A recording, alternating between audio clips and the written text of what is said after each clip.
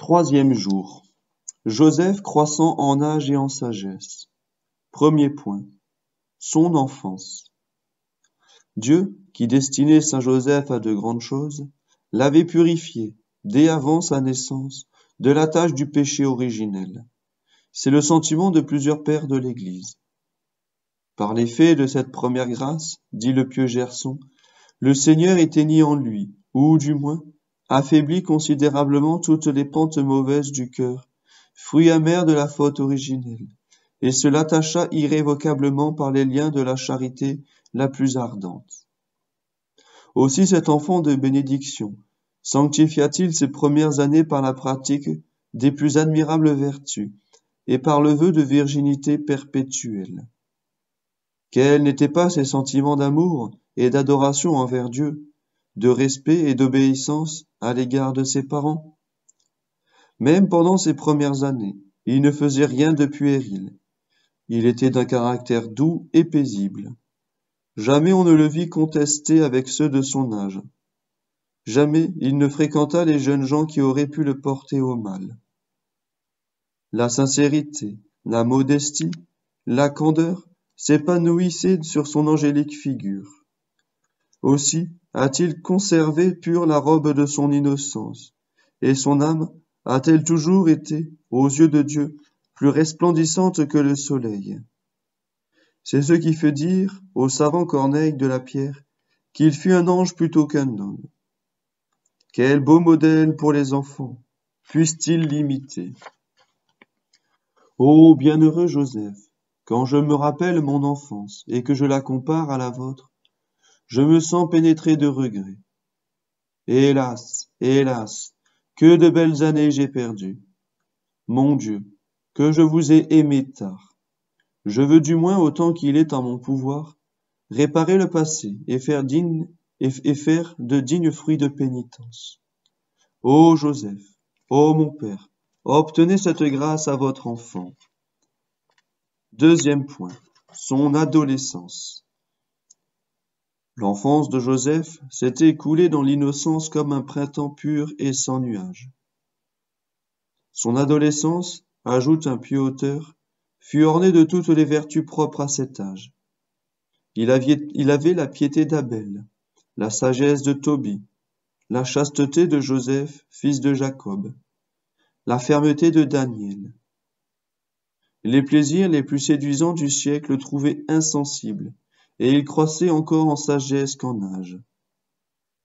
Au lieu d'embrasser une carrière lucrative et honorable aux yeux du monde, il choisit, par esprit d'humilité et de pauvreté, le modeste état de charpentier, et remplit dans cette simple profession tous ses devoirs envers Dieu et envers le prochain.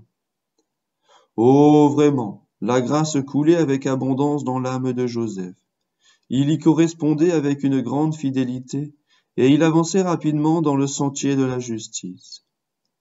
D'ailleurs, ne devait-il pas être doué d'une sainteté consommée, celui à qui le Seigneur allait confier la protection de son Fils unique et la garde de la Vierge des Vierges? Quelle leçon pour les jeunes gens, qui, se laissant attirer par les perfidies amorces de la volupté, consument dans le libertinage leurs plus beaux jours, et ne réservent pour Dieu que les restes d'une vie qui s'éteint. Oh, quelle folie, quel aveuglement! Père et mère, mettez vos enfants sous la protection du glorieux patriarche, à qui le Père céleste a confié la garde de son Fils. Recommandez-lui leur innocence, leur vocation et tous leurs intérêts, et alors ils croiront, comme lui, en piété et en sagesse, devant Dieu et devant les hommes. Exemple. Saint Joseph a exaucé les vœux des familles, qui lui avaient recommandé leurs jeunes gens appelés en 1870 sous les drapeaux de la défense nationale. Voici comment s'exprime une pieuse mère du département de l'Aude.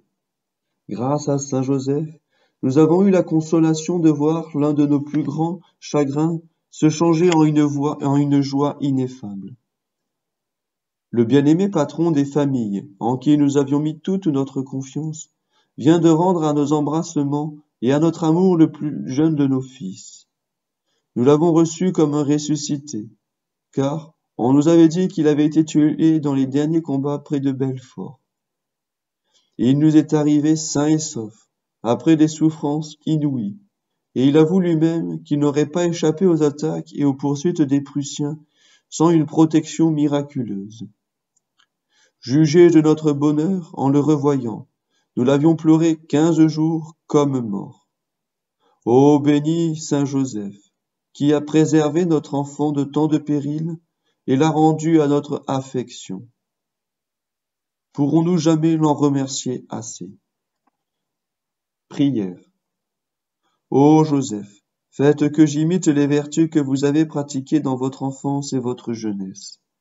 Veillez sur mon cœur, afin qu'il ne se laisse pas prendre aux perfides attraits de la volupté. Faites que mon esprit soit l'esprit de Jésus-Christ, que le monde soit crucifié pour moi, et que je sois crucifié pour le monde, ainsi soit-il.